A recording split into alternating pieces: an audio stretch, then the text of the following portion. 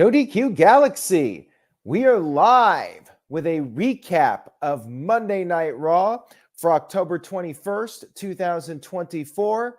Shout out to everybody watching this, whether it's live or on demand. I very much appreciate your viewership and support. This week's Raw was headlined by Jey Uso defending the Intercontinental Championship against Bron Breakker. Stay tuned for my thoughts on that. We kicked off Raw, though, with a backstage brawl. Seth Rollins, Bronson Reed fighting.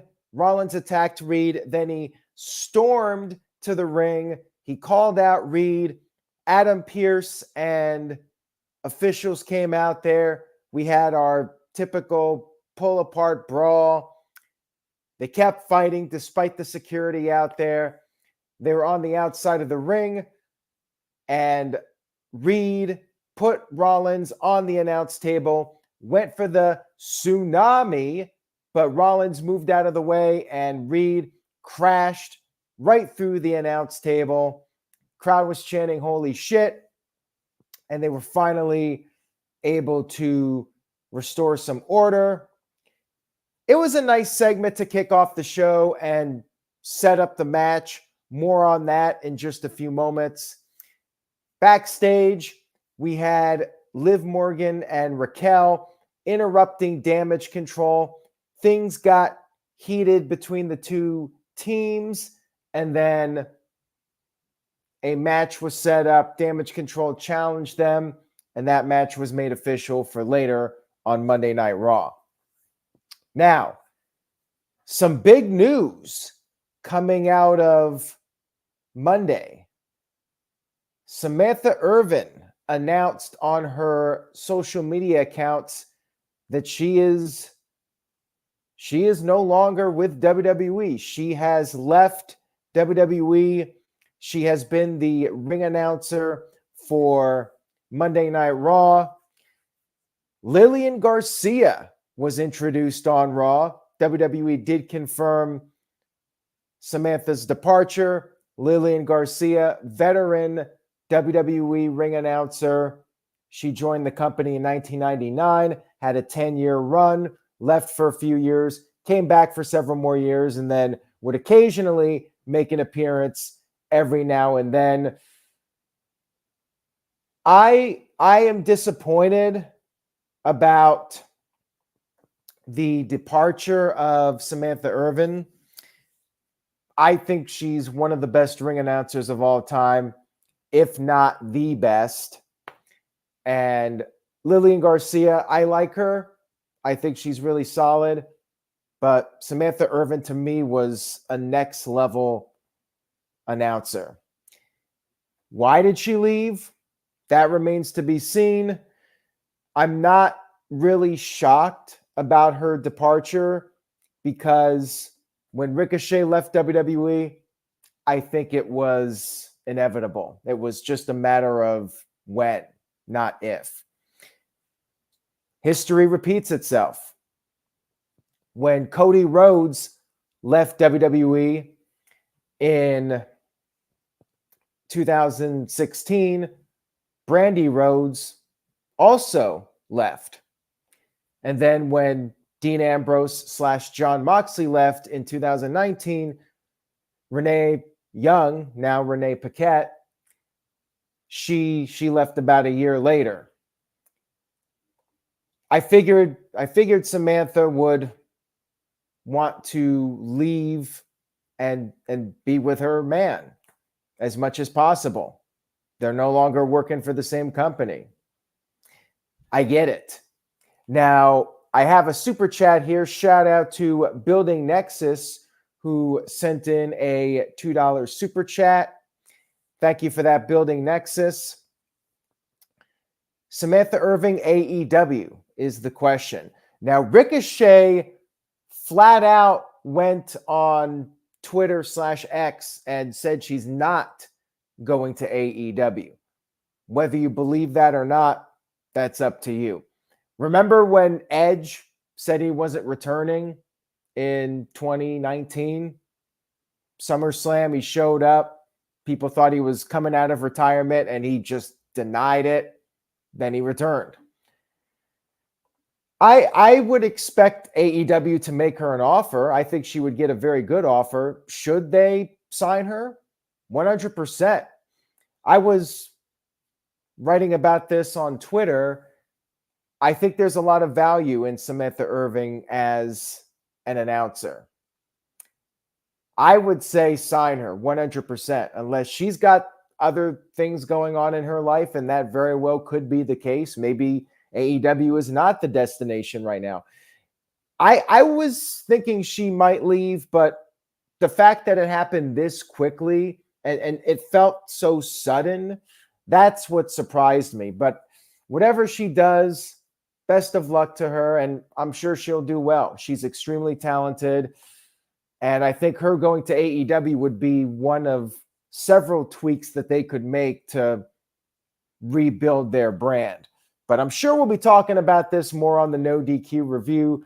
Virtue, the host, is not the biggest Samantha Irvin fan. So if you guys tune in Tuesday night, 7 p.m. Eastern, 4 p.m. Pacific, we might have an interesting debate on Samantha and what's next for her. I'll leave it at that. We had New Day versus AOPP in a tag team match. Basic tag match. Miz showed up at ringside. Then after New Day was in trouble for a bit, Kofi came in, got the hot tag, but then Razor regained the upper hand. R-Truth then showed up. R-Truth attacked the Miz on the outside of the ring, and then Kofi Kingston took advantage of the distraction and rolled up Razor for the win. Now, after the match was over, New Day got out of the ring. R-Truth was all excited about everything that happened. He was celebrating, but he was all alone in the ring.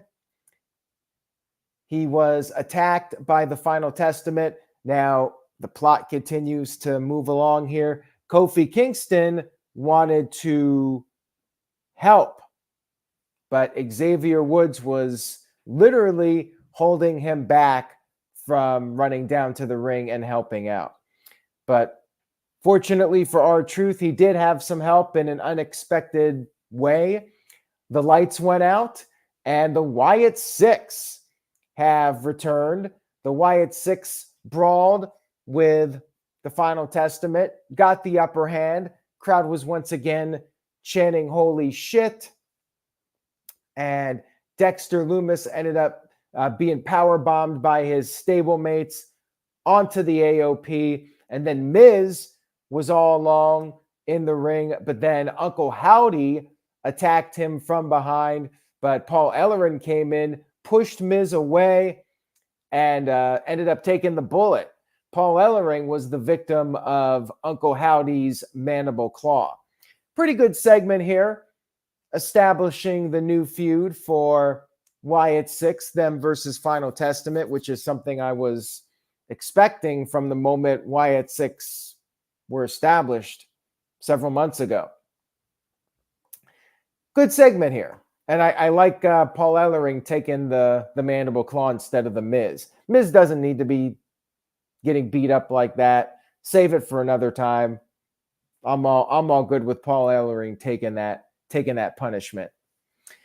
Now, backstage, we had Adam Pearce being interviewed about Seth Rollins and Bronson Reed, and then those guys just started fighting again, so there was more chaos backstage. We had footage shown from SmackDown, which was pretty much foreshadowing what was going to happen in the main event. The fact that on a 2-hour Raw, we have all this time dedicated to SmackDown and what happened with the Bloodline pretty much gave things away. Jey Uso was interviewed backstage about his Intercontinental title match. And he basically just said that it is what it is as far as the Bloodline goes. And he vowed to retain his IC title against Bron Breakker. And then backstage, we had Raquel, this little video promo. She said Rhea Ripley is never going to get back the women's championship as long as she's around. Raquel brought up how it was Rhea that cost Raquel and Liv the tag team titles. We then had Damage Control versus Liv and Raquel.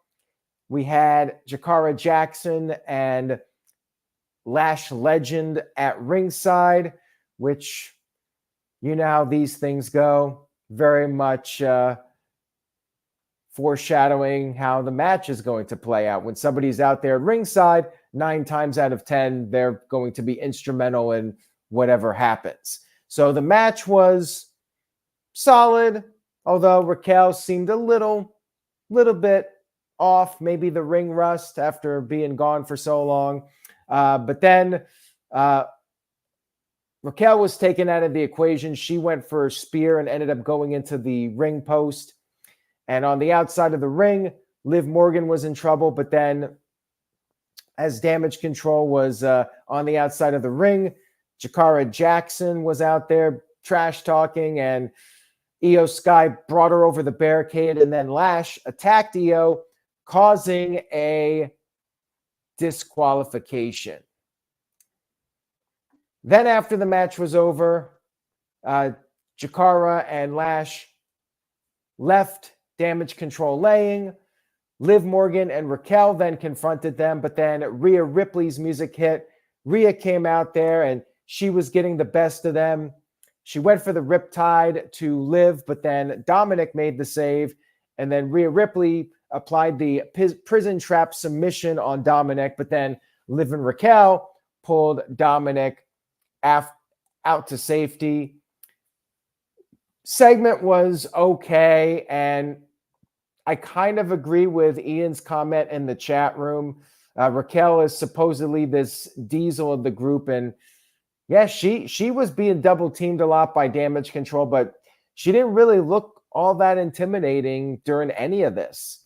And this was your standard Rhea Ripley comes out, almost beats up Liv, but Liv gets saved at the end. Like, I do agree with some of the chat room comments. It does feel like this storyline is starting to run its course.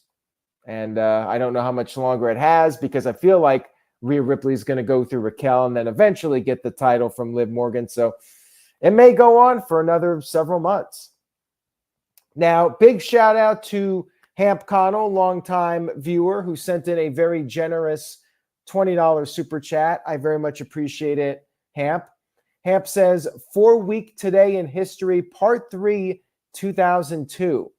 One of the most controversial segments in wrestling history airs as Triple H shoots a video at a funeral home simulating sex with a deceased Katie Vick. And there's the quote. I'm not going to repeat the quote, but there it is. You can see it right there. One of the most infamous segments in wrestling history. I remember the first No DQ media show that we did was a recap of that infamous moment. Some would say it was the worst segment in Raw history. Definitely up there. If you had to do like a top 10 worst Raw segments of all time, I think the Katie Vick segment has to be up there among the worst. Anyways, let's continue with the Raw recap. Again, thank you very much for that, Hamp. I appreciate it. Hamp says it was funny. I mean, I didn't hate it as much as others, but I get why it was disliked so much, and I think it was a bad idea. I think it was probably something that Vince McMahon found to be hilarious, though. I will say that. All right, let's move on here. So we had another brawl backstage, third brawl on this show between Seth Rollins and Bronson Reed, and Adam Pearce finally had enough. He yelled, he was screaming, he was hollering, and he officially made the match for Crown Jewel, Seth freaking Rollins versus Bronson Reed. That will be a Crown Jewel, and predictions are going to be a bit early since next week is a busy week. We got Halloween Havoc on Sunday. We got No DQ review on Tuesday. And then Thursday is Halloween next week. We are going to be doing Crown Jewel predictions with Halloween Havoc predictions this Thursday coming up at 8 p.m. Eastern, 5 p.m. Pacific. So predictions will be this Thursday. We might not have all 5 matches for Crown Jewel, but we'll do what we can. Plus, we'll talk about Halloween Havoc. So tune in for that. And another shout out to Hamp Connell, who submitted a $2 super chat. Thank you again, Hamp. Much appreciated. Says, fun fact, a funeral was happening in the next room. I did not know that. Where did you get that info, Hamp? This is the first I've heard of that there was a funeral happening in the next room. Let me know, because I have not heard that story before. We had Judgment Day backstage, and Carlito was basically laughing at the idea of Dominic potentially winning the world title. So Raquel, she got in Carlito's face. She confronted him. She's like, well, what do you actually do here? And Carlito said he brings the cool factor, but then said, seriously, he's a fixer, and he decided to go to Adam Pearce and fix things. Apparently, somebody said it on a podcast. I'm not sure if Jonathan Coachman or Bruce Pritchard said it. I see several comments in the chat room. And yes, this definitely felt like maybe the beginning of the end for Carlito. There has been this rumor going around that Carlito will be kicked out of Judgment Day. We'll see what happens with that. Definitely felt like a little bit of a tease. We had Rey Mysterio and Dragon Lee versus the Creed brothers in a tag team match. Basic tag team match. Lots of tag matches on this show. Teddy Long definitely approved this edition of Monday Night Raw. Creeds were using their power, but Rey was able to get the hot tag after the break. Crowd was hyped for this. They were chanting 619. And then Brutus was able to catch Rey in midair. He hit a moonsault. Then Julius tagged in, did a moonsault of his own. Then Dragon Lee came in and made the save. Things started to break down as they typically do. Rey went for the 619, but Chad Gable got on the apron. And then Zelina Vega threw her shoe at Gable. Ivy Nile tried to attack Zelina, but Zelina got the best of Ivy. And then Rey Mysterio regrouped, hit the 619 to Julius, and then Lee tagged in, came off the top with the frog splash, and got the 1-2-3 victory. Match was fine. Now, Ian brought up this comment, American Made losing. The thing, though, with this, people would argue if American Made won, they'd say, oh, here we go. Dragon Lee's getting buried again. He never wins. Not everybody can win every match. You could argue maybe they shouldn't have booked the match in the first place in that case. But, hey, Dragon Lee picked up a win here. He actually got the pin. And they're trying to make something out of Dragon Lee finally. I get what you're saying, though. American Made should be winning at least some matches before they take a loss. It feels like they barely win. And, yeah, not really going anywhere. Their music sucks. I'm not a big fan of the music at all. Not even a small fan of the music. It's awful. Hopefully the rumors about Def Rebel being on the way out are true. I don't think Jim Johnston will return. Guy's in his 70s at this point. My guess is they'll bring in somebody new. I don't know if something can be worked out with CFOs, bring them back, but we need some kind of a shakeup with the music. American Made, don't know what's next for them, but yeah, they don't really feel like they got much going on right now, so whatever. We had a little video package hyping up the War Raiders. They made their return last week. They are the War Raiders again. No more Viking Raiders, although they were still talking about their Viking heritage in this little vignette. And then Carlito approached Adam Pearce. He proposed Gunther versus Dominic Mysterio. Now, Adam Pearce basically laughed this off, but then he made a compromise. He said that if Dominic can beat a former world champion next week, he'll consider it. Who will that be? Who do you guys think that'll be? Who will be that former world champion that Dominic will have to face on next week's show? We'll have to wait and see. Bron Breakker was interviewed for the main event, and he said he respects Jey Uso, but Jey is not focused with everything going on with the Bloodline, and he said it's time to do what badasses do. And then Gunther, the world champion, was interviewed. He talked about Crown Jewel. He's going to be on SmackDown to confront Cody Rhodes. And then Damian Priest confronted Gunther and said he's going to earn a title match at the, I don't think he specified a date, actually. My gut feeling is it's going to be an episode of Raw because the rumor right now is CM Punk. But Damian Priest wants his rematch for the world title, and they teased it, so it'll probably happen at some point within the next month or so.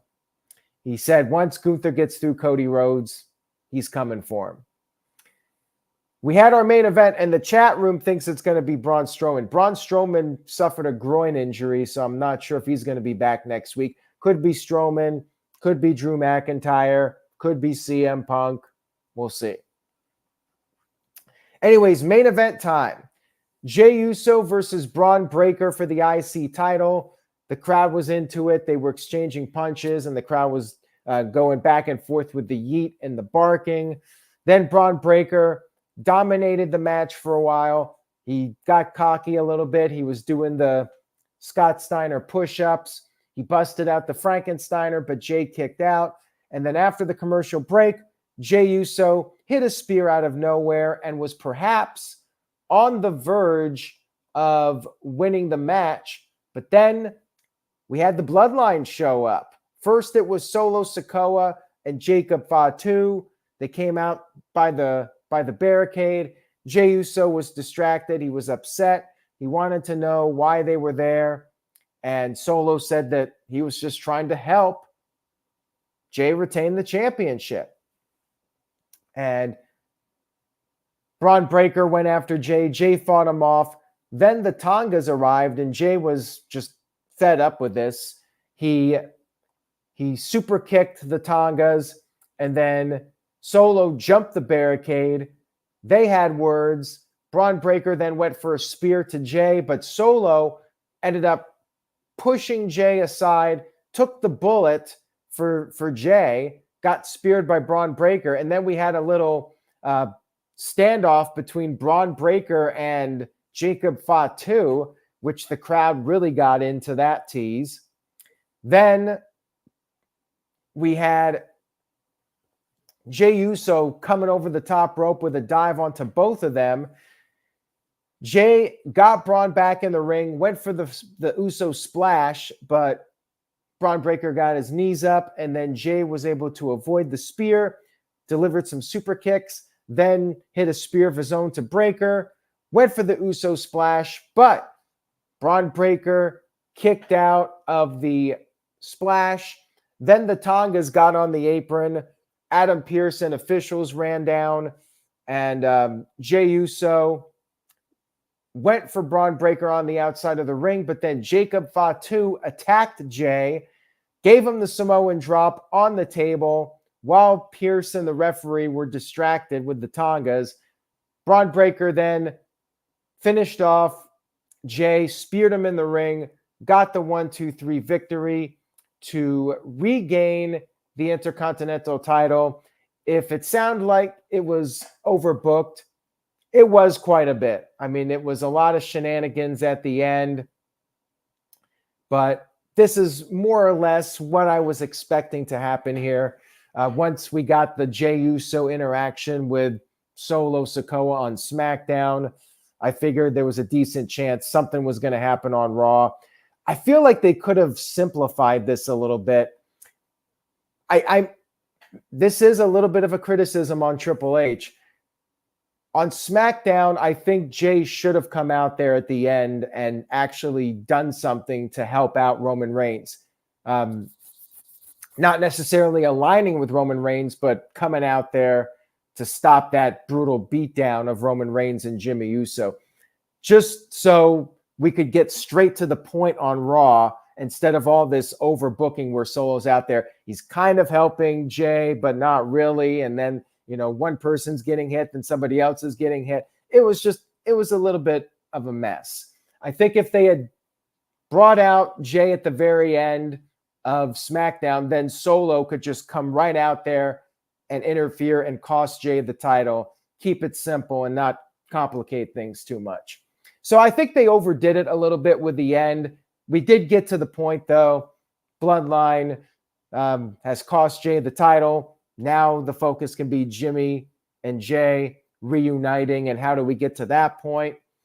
So it was needed, but I think they might have been able to execute this a little bit smoother. Bron Breakker regains the title. There you go. Bron's champion again. Raw was all right. Even though it was a 2-hour show, it still felt like a lot of filler to me. I did like the main event for the most part, despite the few issues I had with too many things happening in it. I give the show a B-. I did like SmackDown a little bit more. I do feel like Raw itself is, even though it's a 2-hour show, it's kind of in a lame duck period right now until the move to Netflix coming up. I do miss Samantha Irvin. We got Lillian Garcia back, and she's good. Glad she's getting the recognition and getting the opportunity. So it was fine. And I do miss Pat McAfee. Looking forward to him and Michael Cole doing the commentary again. Joe Tessitore is fine. Wade Barrett's fine, but I still think the A team right now is McAfee and Cole. So yeah, looking forward to January and just kind of waiting for that at this point. So thank you all for tuning in tonight. I very much appreciate it. If you liked the video, please give it a thumbs up. And for those of you asking about the saxophone, that's very random considering this was something from 6+ months ago. There was an episode of the No DQ review where I actually busted out the saxophone. So you could check that out if you missed it. So thank you all again. Have a great night and stay tuned. We'll be back with the No DQ review Tuesday night, 7 p.m. Eastern, 4 p.m. Pacific. Say yes to NoDQ.com, and I will see you all next time.